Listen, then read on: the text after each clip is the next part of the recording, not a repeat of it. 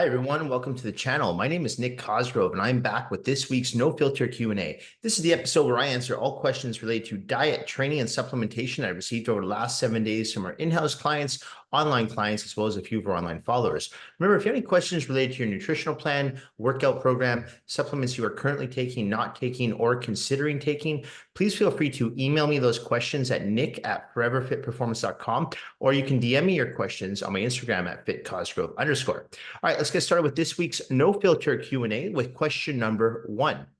Nick, I'm competing in my first bodybuilding show this spring. How much should my training change from what I'm doing right now? I'm currently training 6 times a week and doing about 16 to 24 sets for each muscle group while keeping my reps between 12 to 15 for every set. Whenever you're getting ready for bodybuilding show, a wedding, photo shoot, beach vacation, if you're someone who's already training consistently and intensely in the gym, you don't need to change anything, okay? As far as your training is concerned. What needs to change is your dietary nutrition and your supplementation, okay? So that's where the tweaks and the revisions have to be changed, because if you are someone who goes to the gym on a regular basis, chances are you're in fairly good shape. Are you in contest shape? No. Right? Is your body fat most likely around maybe 10 to 14% if you're a guy, and between that 18 to 20% if you're a woman? Yes, right? But if you really want to dial in your physique to those single digits for body fat for men or lower double digits for women, that's where the tweaks and changes need to be made on a weekly and sometimes bi-weekly basis to your nutritional plan and sometimes even your supplement protocol, okay? So I'm going to assume that you're training with the utmost amount of intensity. I'm going to assume that you're training on a consistent basis. You say you're in the gym 6 days a week. So my whole thing would be looking at your diet next, okay? Now, if your diet's clean, that's great. But the thing is, to bring your body fat down, depending on your genetics, your lifestyle, and your overall activity level outside the gym, we might even have to take some of that healthy food and cut it in half, right? Your portion size is down. Because to lose body fat for a lot of people, not everyone, but for a lot of people, they need to go into somewhat of a caloric deficit. Okay. It really will depend on your genetics and your metabolism, right? How much muscle mass you're currently carrying. If you're someone who has a lot of muscle, it's going to be very easy for you to lose weight because, again, the more muscle you have, the easier it is to lose body fat, right? So you're burning more calories in a rested state. So all these factors you have to take into consideration. But I really wouldn't change your training that much, okay? If you have a coach or you have a good watchful eye yourself and you can honestly assess your physique and you can assess where your strengths and weaknesses are, my recommendation to you would just to give a little bit more priority to the weaker muscle groups. So let's say you have a weak upper chest. Well, still do your chest routine the way it is, but maybe on every set of the last exercise, throw in a drop set or a triple drop set, right? Just as you lead up into that show, just to bring in as much vascularity and that solidly dense muscle belly as you possibly can in that weaker area. But that would be it. That's all I would really change. I may throw in a few drop sets, maybe some circuit training, maybe some supersets. But honestly, if I have someone that comes to work with me and they say, I'm getting ready for a wedding and I've got about 16 weeks, I'm already training in the gym. I'm like, I don't even touch their training program. I will, of course, ask to see what they're doing in the gym, but 9 times out of 10, I leave it alone because they know what they're doing in the gym. But where they need help is with their diet and their supplement protocol. Okay. So that's where I'd make the changes. Okay. Leave your training alone. Like I said, if you have a weaker muscle group, give it a little bit more priority, but don't neglect even your stronger muscle groups because you don't want to create any muscular imbalances. If you've got genetically great legs, don't take your foot off the gas. Keep training them, okay? I've always said this to people, just because you have one body part that's stronger than the other doesn't mean that you can just go easy on the gym on it. No, you should still train it with the utmost amount of intensity because you don't want to create any muscular imbalances anywhere throughout your physique, okay? Whether it's just for function or aesthetics, it's not good, right? It's going to create problems down the road. So my recommendation, change up your diet, change up your supplement protocol. If you're not sure how to do that, hire the services of a reputable, knowledgeable, and experienced coach that can guide you along the way, because that will be the best investment you'll make for your contest preparation, wedding, photo shoot, beach vacation. It's always helpful to have that second set of experienced eyes. All right, next question. Nick, do you use a lot of variety in your diet plans, or do you only use a few basic food groups? So again, this will depend on the person I'm working with. I work with some people who they'll say to me, I don't care if I eat the same thing every day. I just want to lose 20 pounds of fat and I want to put on 5, 10 pounds of muscle. I'll eat whatever you tell me to eat. I'm like that. I don't care. I'm not a food person. I can eat the same thing day in, day out, and I'll never get bored of it. Okay. But there are people who need to have that variation because for them, if they don't have variety, they get bored. And if they get bored, that's when they binge or they cheat, right? They venture off the diet plan. So it's up to me as their coach to be able to meet them halfway and compromise with them. And so if I'm working with someone that says, I can't eat the same breakfast every day. I'm like, okay, you know what? I'm going to give you 5 options, but I'm not going to give you 20 options. I'm going to give you 5 options and we can find common ground there. If we can't find common ground, we can't work together. Because if someone says to me, Nick, I really like to have my muffin in the morning for breakfast every day. And I'm like, I can't work with you. Okay. Because I'm not going to put my reputation on working with someone who's not willing to meet me halfway and say, okay, you know what? You can't have the muffin every day, but you can have the muffin once a week or twice a week, depending on how long you're giving yourself to lose that fat and build that muscle, right? So you have to be realistic. Okay. So some people I give more variety than others. A lot of people, like I said, there's a lot of people that are totally fine with eating chicken and rice 6 days, 6 times a week. No, I don't want to do that. I'm not that extreme, but I do have clients that are like that. They're just like, you know what, just tell me what to eat and I'll eat it. And I'll give them options and they'll still eat the same thing day in, day out. I have a few of my guys who I've been working with for the past probably about 10 years on the nutritional plans. I have quite a few clients that work with me year round on the nutritional plan. Okay. The reason they do that is because they don't trust themselves. They don't know where to make the changes, whether they should increase their carbs, decrease their fats, rotate their proteins, whatever it is. They feel a little bit more confident knowing that I'll make their changes for them on a weekly basis. So I have a few guys that really don't mind eating the same thing for the past 10, 15 years. That's fine. It's the portion sizes that change. But if you are someone that needs a little bit more variation in your diet plan, I will definitely work with you. But you have to compromise with me because, again, like I said, I'm always going to look for the healthier solution here. So if someone says, I need to have muffins, pancakes, cookies, and chips, I'm like, you're working with the wrong trainer because I'm not going to put my reputation on the line to work with someone who wants to follow a bullshit if it fits your macros diet. I don't subscribe to that type of training, that type of diet plan, the type of like, eat whatever you want as long as it fits your overall macronutrients. I don't believe in that. I never have, I never will. And honestly, I don't need that type of clientele base. So if someone wants to do that, I say, I'm not a trainer for you. But if someone wants to lose fat, build muscle in an effective and an efficient manner and a timely fashion, okay, timely fashion, not 2 or 3 years, but maybe 2, 3 months. Okay, I will get you there, but I'm going to do it in the healthiest way possible. Okay, I'm going to educate you on not just your macronutrients, but your micronutrients. I'm going to educate you on how to train properly in the gym and how to eat properly outside the gym. So you can develop good habits for life. And then you can keep the weight off. It's not a struggle. Okay, so that's the most important thing because I've always said that any diet plan will work. Any diet plan will work, but will it work long term? So the goal is you have to keep that diet sustainable and realistic. So that's why I will work with people who do want some variation in their diets, but they have to meet me halfway and the foods have to be healthy. They can't be shit foods. They can't be junk foods, right? I still want to keep my sugar intake for all my clients no more than 30 grams per day for guys and no more than 25 grams per day for women. Okay. And I'm talking natural sugar.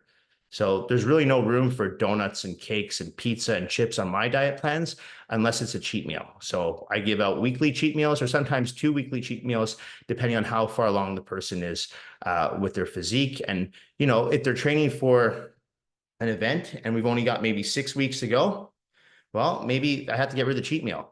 If someone just says, you know what, Nick, I want to lose like 20 pounds and we've got 6 months, I'm like, okay, great. You can have your cheat meal every week. We'll still get you there. We got a long timeline to work with, right? So it really comes down to the person I'm working with. But I always try my best to compromise with my clients because I do want people to be able to have a good, healthy relationship with food.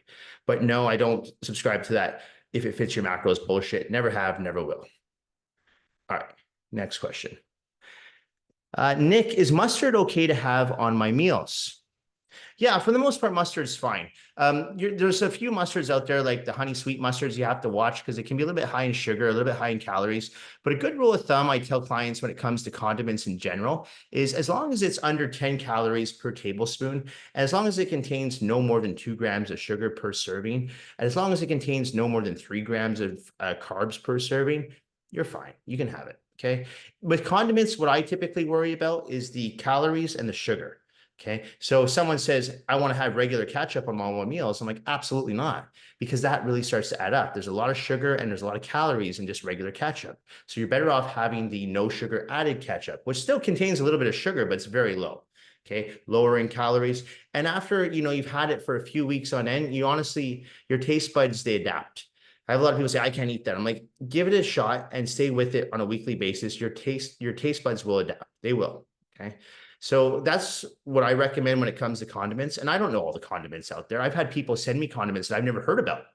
And I'm like, I look at the nutritional value. I'm like, yeah, that's fine. Have it.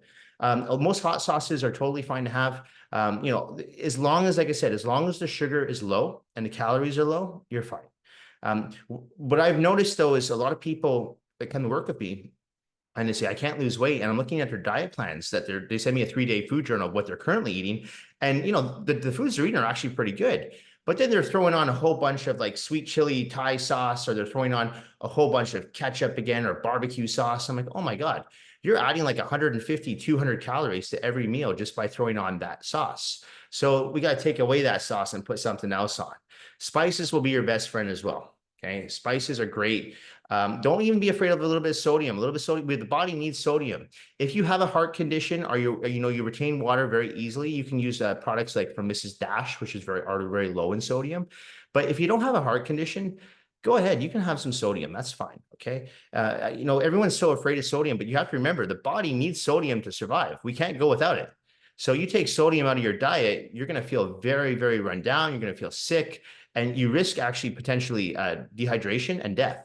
So you do not want to take sodium out of your diet, okay? So don't be afraid of a little bit of spices. But as far as condiments, as long as they contain less than 10 calories per serving, 3 grams per serving, and no more than 2 grams of sugar per serving, I say have it. It's fine.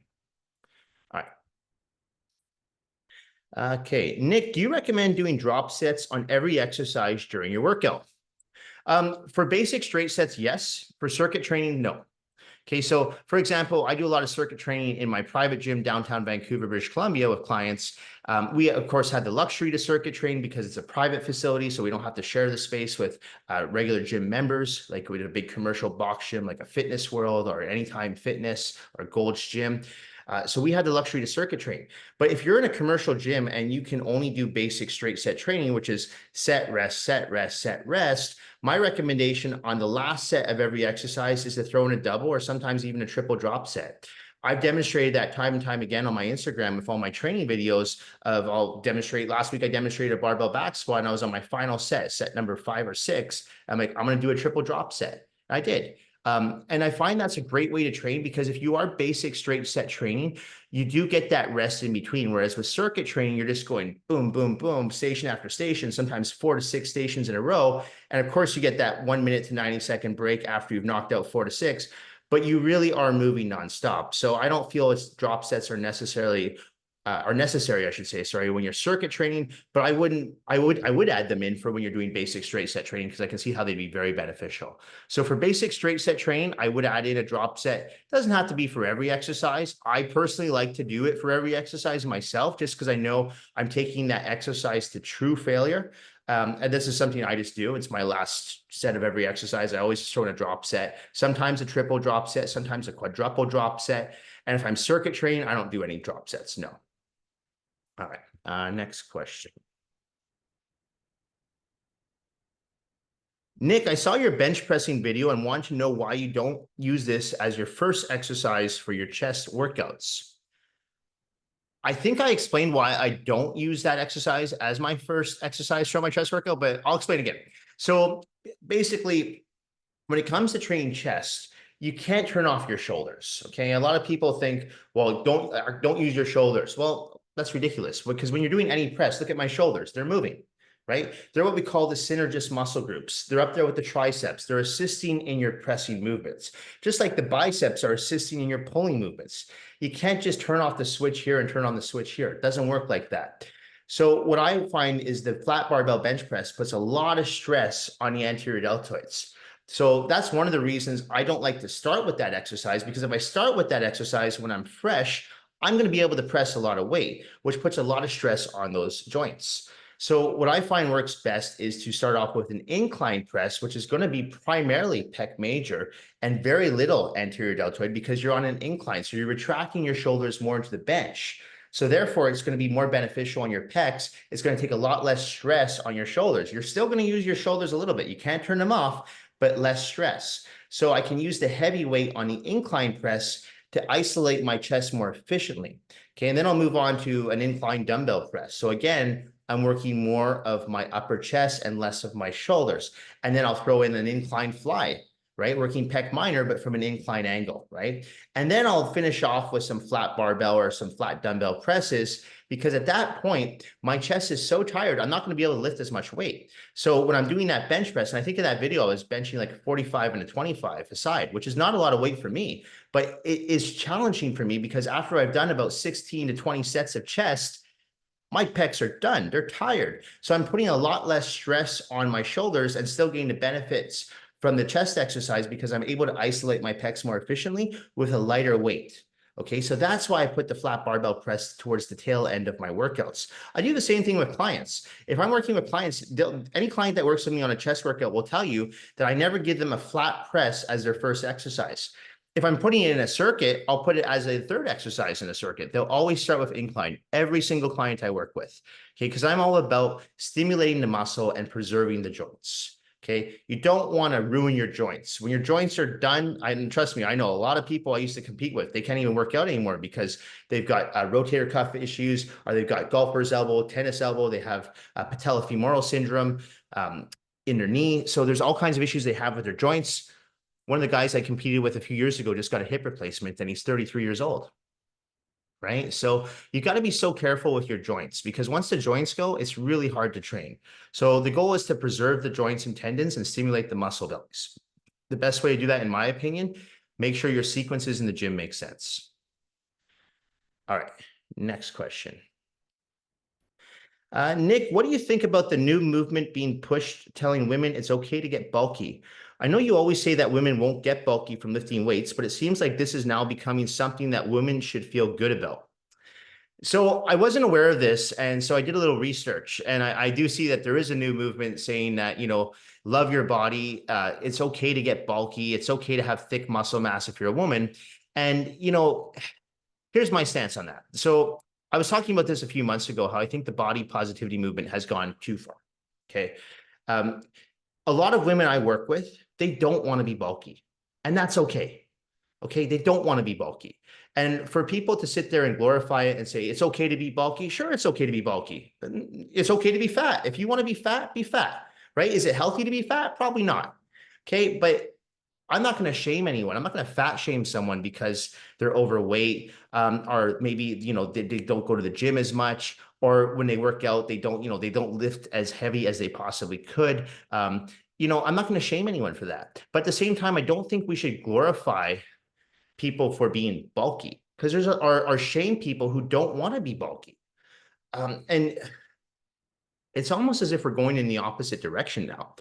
And I always tell clients, it's okay if, vanity gets you into the gym. If your goal is as a woman to be lean and you want to be fit and you want to have toned muscle bellies, I hate that word tone, but I'm going to use it here. That's okay. You shouldn't be made to feel bad about that because you don't want to have that bulky, thick muscle look.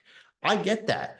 So one of the things that I think one of the reasons why I'm so busy with female and male clients is because I sell a service that's not just creating functional muscle, but pretty muscle. I don't want to be some big bulky guy. I'm fairly lean. Like if you look at me, like I'm a bigger guy, but I'm also very lean. I'm not sitting here with no neck, right? So I have definition in my arms. I have definition in my pecs, and that's the look that I've always aspired for. I never wanted to aspire for that, like the Hulk Hogan look, that big, thick muscle.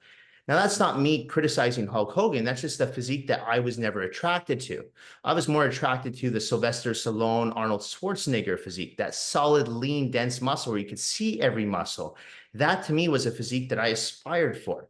And there's nothing wrong with that, right? It kept me motivated to going to the gym. It still keeps me motivated to go to the gym, right? And I always tell clients, if vanity gets you into the gym, great. That's perfect. But you need to have a long-term goal. So it can't just be vanity day in, day out. It also has to be, hey, I feel better in the gym. I'm adding years onto my life, right? I'm more productive with my work. I'm more happy with my relationships. All these things happen from exercising more on a regular basis because we know exercising releases endorphins in their brain. So we know all this. So for people to shame women for not wanting to be bulky, I think it's ridiculous. And, to shame someone because or you'll say that they're not happy with their body because they want to have lower body fat and they want to look good and they want to feel good about themselves. There's nothing wrong with that. Okay. So I'll tell you right now, I'm kind of getting fed up with how this whole everyone's a winner, no one should shame anyone. Of course, no one should shame anyone, but not everyone's a winner. Okay. And if you're happy and you're overweight, good for you. Okay. But don't shame someone who wants to lose weight and look good and feel good about themselves. Okay. Because you're doing the exact same thing as if someone were to shame you for being overweight. Okay. So I don't think there's anything wrong with having a little vanity. As I've said, I think having a little bit of vanity is good. Okay. Jesus, if we didn't have vanity, what would be the point of showering or grooming or taking care of yourself? Just let yourself go, right? Who cares? So I think it's good to take care of yourself, both on the physical side and the internal side. And it's okay to want to have nice looking aesthetics. It's okay to want to have nice looking muscle bellies. It's okay to want to have a great ass, great hamstrings, perfect legs. There's nothing wrong with that. Okay. So stop shaming people who do aspire to have better looking physiques. Okay. And that's something that I've always sold to clients. I'm going to try my best to help you develop your physique, transform your physique to where you want it to be. And I always tell people, I can't promise significant, amazing results because of course genetics are going to come into play, right? Your age is going to come into play. Your gender is going to come into play. So I'm always honest with clients. I'm very transparent with people and say, I don't know what results you can expect, but I can promise you that if you're consistent with your training, you dial in your diet, you make sure you're following a proper supplement protocol, you will see changes with your physique. Yes, some people will see greater changes than others. That's your genetics. But as long as you stay in your lane, focus on your goals, and don't give a shit about what else someone says or makes you feel bad because you care about how you look, you're going to get great results. Okay. Anyway, that's my rant on people shaming other people for wanting to look and feel better about themselves. Okay. Nick, do you take your client's body fat percentage? And if so, how often do you recommend having it done? In 22 years of doing this job, I have never taken a single client's body fat percentage ever. I've never even had my own body fat percentage done. And the reason is simple. To me, it's irrelevant. So if I'm training someone for a fitness competition, or if I'm just training someone who just wants to lose fat and build muscle, what do I tell them? Look in the mirror. Is it still jiggling? Well, you got fat. We got to lose it. Are you progressing? Well, how do your pants fit? Have you lost 2 sizes? Great. Guess what? You're progressing. Great. How do your shirts feel on your arms? Are they getting a little tighter? Guess what? You're putting on muscle, right? So throw out the whole scale and throw out the whole measuring and the fat percentage and just focus on how you look and how you feel. And that is, again, that's that concept I try to sell to clients. To me, numbers, they're irrelevant. And maybe it's because I come from that old school background of bodybuilding and you were being judged purely on how you looked. But to this day, I always assess my physique in the mirror and I say, I feel like I'm putting on a little bit of fat. Maybe I should up my cardio, or I feel like I'm actually losing some muscle. Maybe I should start increasing my weights again. So I've always just had that watchful eye to watch my physique and see how I feel. If I'm feeling run down, I take a day off from the gym. I don't have a scheduled day off from the gym. I don't believe in Monday to Friday, go to the gym, take Saturday, Sunday off. If you do, that's great. That works for you. But for me, I just know with my body, I listen to my body. And I really try to teach that to clients to listen to their body. Okay. And not follow some generic formula or say, oh, my body fat's now at 18%. So I can go eat at the Cheesecake Factory. No, it's again, I know people like numbers. I know people like those Apple Watches and they like to see how many calories they're burning. And if it holds you accountable, great. Okay. For sure. But to me, all that information is irrelevant, because if I'm not seeing change in the physique, if I'm not seeing change in the performance, I don't give a shit how many calories you burned in the gym. I don't care what your body fat percentage is. Okay. So that's why I don't take body fat percentages. I just find them they're just irrelevant to me. My number one objective is to put on muscle and lose fat when it comes to my clients. That's what people hire me to do. Okay. That's what I'm known to do in the gym. I'm known to help people lose fat, build muscle, become more overall healthy and fit, increase their performance in the gym, right? That's what I do. That's my job. So to me, I just have to look at them and say, you're not losing fat. We need to revise your diet plan, or we need to change up your training program. Maybe if you're not working with me in the gym or working with a trainer, we need to look at what you're doing in the gym on your own. Are you training with the utmost amount of intensity? Are you missing workouts? Are you on your phone cruising Instagram, looking at TikTok videos? So that's how I make changes to people's physiques, by asking questions. Okay. Because I'm not with my clients 24 hours a day. I don't know if someone comes to see me for a 1 hour workout, I don't know what they're doing for the other 23 hours. So I ask questions. What did you eat this morning? What are you going to eat tonight? Yeah, I wouldn't recommend eating white bread on a sandwich with bologna sandwiches. No, I wouldn't recommend doing that. Or no, I wouldn't recommend going to IHOP for those pancakes. So when you talk to your clients and you find out more as to what they're doing and try to get them on the same page with their diet and their training, the results come. Okay, so body fat percentages, Apple Watches, all that stuff, to me, it's just noise. And I tend to just block out that noise and go, look, I've got a mirror right here. I can look at it. I can see how I'm looking. I like to use a scale as a guide with some people, but for myself, I haven't stepped on a scale since I competed. So we're looking at close to 5 years. There's no need to. I don't know if I weigh 220 pounds or 180 pounds. No idea. I just go, can I see my abs in the morning? Yes, I'm still good. If I can't see my abs in the morning, now we got problems. All right. Next question. Nick, why do you think CrossFit is declining, and do you think it will make a comeback in years to come? Good question. So here's the thing. When CrossFit first hit the scene, and I want to say here in Vancouver, it was probably around 2004, 2005. I'll be honest, I was a little worried that I would lose a few clients to CrossFit, because it was really picking up a lot of steam, right? A lot of people were dropping bodybuilding programs and heading over to their CrossFit, and you saw CrossFit gyms popping up all over the world. And now what's happening with CrossFit is you see they're not necessarily dying out, but you do see fewer and fewer people doing CrossFit, right? Or promoting CrossFit. I know here in Vancouver, I've seen a lot of CrossFit gyms, especially during the pandemic, close down completely. So I've always thought CrossFit is a bit of a fad. I've always thought, and I've talked about this time and time again, I think it's a great way to get injured. Okay. I see a lot of people who do CrossFit get injured. And I really don't see how, for most people, I'm not going to say everyone, but for most people, how it's optimal for when it comes to improving performance in the gym, losing body fat and building muscle. Will it make you stronger? Yeah, probably, but really lifting any weights are going to make you stronger, right? If you're doing it on a regular basis, but there's nothing really technical to it. And again, I see that when I always look at something, I always assess the risk to benefit. Anything in life, I always look at, okay, what's the risk here and what are the benefits? Am I going to take that risk to reap this benefits? Sometimes I might, right? Sometimes I might. But when it comes to my physique and my health, more times often than not, I won't. Okay. Because, I've talked about this in the past with squatting. I probably could squat 4 plates aside, but then I'm like, at my age, I'm not competing. Do I really need to squat 4 plates aside? Probably not. It would just be for my ego, right? And so I'm okay squatting 3 plates aside for 10 reps. And I've been doing that for the past 15 years. And I feel comfortable. I feel it's a good challenging weight. I feel it in my quads. I don't feel it in my back. I feel it in my glutes. I feel it in my hamstrings. My legs are sore for days. My legs are still responding well to that weight. So why would I increase it just to risk injury? So with CrossFit, the thing that's happened is a lot of people who are doing CrossFit, they do get injured.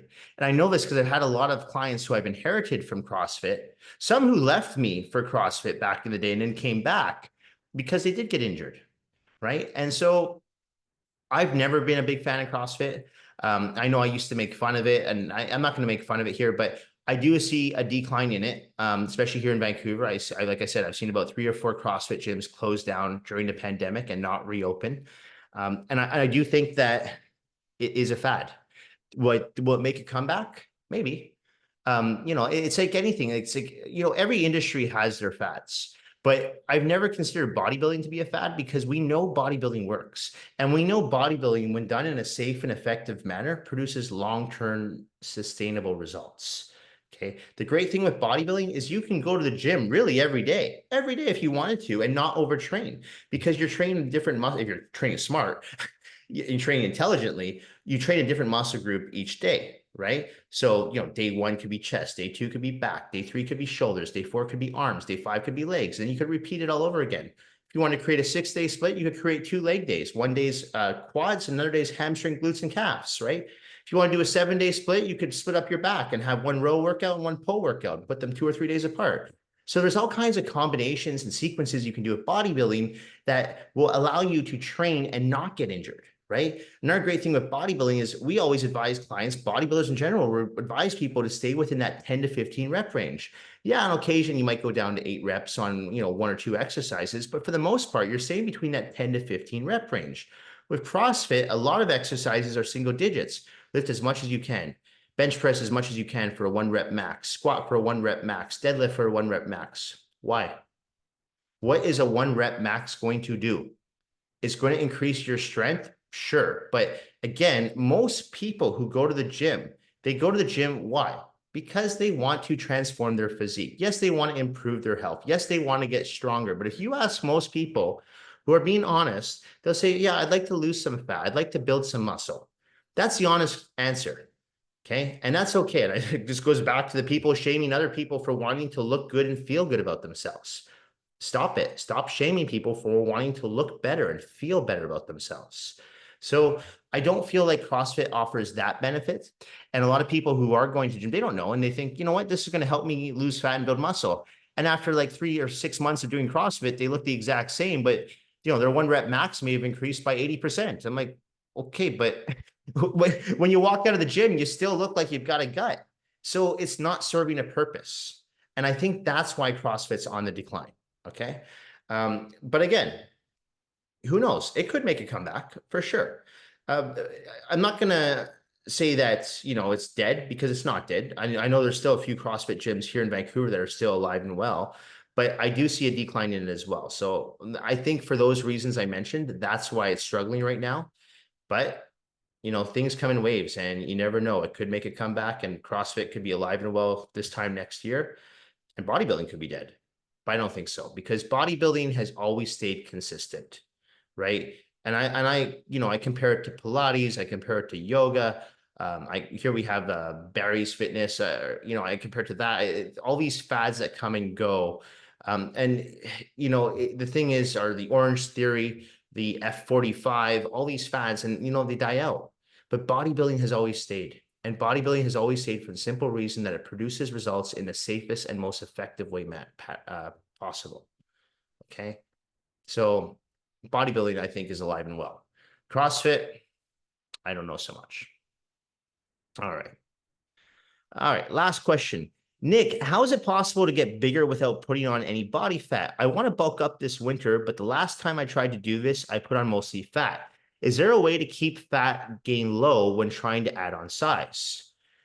Well, first thing I would do, I would get the term bulking out of your vocabulary, okay? Because when people think bulking, eat whatever you like, right? And I've seen guys do this, not so much women, but I've seen guys do this where they'll just eat anything and everything because I'm bulking. I got to eat.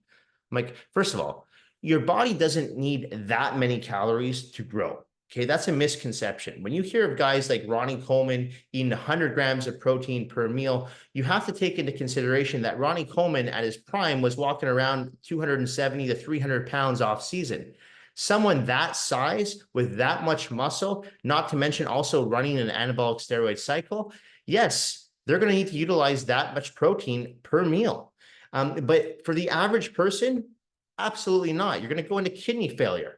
You don't want to do that. You're going to be sitting on the toilet after every single meal. It's not necessary. So if you want to just put on solid, lean, dense muscle, yes, you're going to have to be in somewhat of a caloric surplus to do that, right? That goes without saying. You absolutely will. Okay. If you go into a catabolic state, or you're starving yourself, or you're only having 2 meals a day, you're not going to put on muscle. Maybe if you're a beginner, but if you're someone who's been training for a year, 2 years, you're going to need to eat, but you're not going to have to force feed yourself. Okay. That to me is old school thinking. Now, what you want to do is you want to ensure that you are putting on muscle with very little body fat. So how do you do that? Well, that's where it comes down to knowing your micronutrients, not just your macronutrients. So instead of having white potatoes, you have yams or sweet potatoes. Instead of having pasta, you have brown rice, you have quinoa, right? Those are your carbohydrate sources. Instead of having a cereal like Frosted Flakes or Vector, a cereal with milk in the morning, you have oatmeal, you have cream of rice, you have Ezekiel bread. So you make sure that you're eating properly with whole food sources that have excellent micronutrients, right? Not poor micronutrients. The quality of your food is so important when you're trying to put on muscle with minimal fat gain, okay? Because 2,000 calories of clean food looks very different than 2,000 calories of bad food. Okay, first of all, there's a lot more volume with the clean food than the bad food. Okay, so you're going to eat more food if you're eating healthy, but you don't have to force feed yourself. So what's always worked for me is making sure that 90% of my diet is clean. And 10% I allow myself to have whatever I like, for sure. If I want to have a burger with fries once a week, I'll have it. Okay. If I want to have a few slices of pizza, I'll have it, but it won't be on a daily occurrence. It'll be once a week max, sometimes once every 2 weeks, just whenever I'm feeling it. If I'm craving it, or if I'm out and there's no other options, but then my diet's dialed in for the rest of the day and the rest of the week and the rest of the month. So it doesn't have a negative impact on my fat gain, right? So that's how you ensure that you're putting on muscle with very little fat. Also, you want to make sure if you're someone who puts on fat very easy, okay, then I've talked about this in the past. If you're someone we call an endomorph, someone who puts on muscle quite easily, but also puts on fat quite easily, my recommendation to you, throw in 20 minutes of either fasted cardio first thing in the morning, as soon as you get up out of bed, or 20 minutes of cardio after your workout. Okay, so that way you're going to really make sure that you're keeping any possibility of gaining fat very low. Because as I mentioned time and time again, when doing cardio, either in a fasted state or immediately after your workout, you're utilizing fat as your primary fuel source and not carbohydrates, okay? So that's, in my opinion, that's going to give you the best results when you're trying to put on muscle and not so much fat. If you're someone like me who's more of an ectomorph who can lose body fat quite easily without doing cardio, well, then you're on the lucky side and you don't have to do any cardio. But even myself, I still do cardio just for overall good heart health, okay?